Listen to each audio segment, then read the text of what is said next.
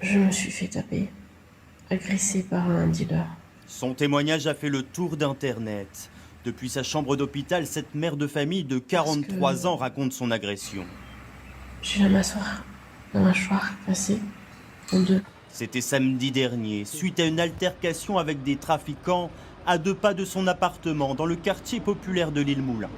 Je vis dans une zone de non-droit, une zone dans laquelle une mafia gouverne. Depuis quelques années, des réseaux de trafiquants ont transformé ces immeubles en plaques tournantes de la drogue à quelques kilomètres seulement du centre-ville de Lille, un calvaire pour les habitants. On n'ose plus sortir, on a peur. C'est des sauvages. Ils sont venus chez nous et barricadés avec des poubelles. Il fallait taper pour pouvoir entrer. On se sent abandonné. Et pourtant, la police assure des patrouilles quotidiennes.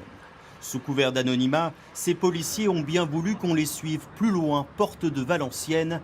Ici aussi, tout le quartier est surveillé par des guetteurs. Ce sont eux qui préviennent les trafiquants de l'arrivée imminente des forces de l'ordre. Donc ouais, ils sont super organisés. De toute façon, depuis le début du boulevard, ils savaient qu'on venait. Donc ils ont remballé, ils ont caché la cam dans un appartement, ils ont un appartement nourrice et puis... Et c'est pas que de la marijuana? Non, ici c'est de la dure. C'est-à-dire? La cocaïne, héroïne. De la brune et de la blanche, comme ils appellent.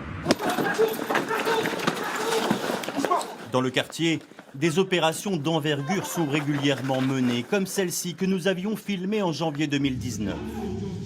À chaque fois, les saisies de drogue et d'argent sont importantes, des trafiquants sont interpellés, un travail de fond souvent sapé par la lenteur de la justice, selon ce syndicat de police. Le délinquant, même s'il est interpellé en flagrant délit ou autre, il va être convoqué dans 6 mois, 1 an, 2 ans. Il faut une réponse pénale immédiate, réelle et surtout appliquée. Et de réclamer des effectifs de police supplémentaires pour sécuriser durablement les quartiers les plus sensibles. Une urgence relayée par la maire de Lille, Martine Aubry, qui en appelle au ministre de l'Intérieur.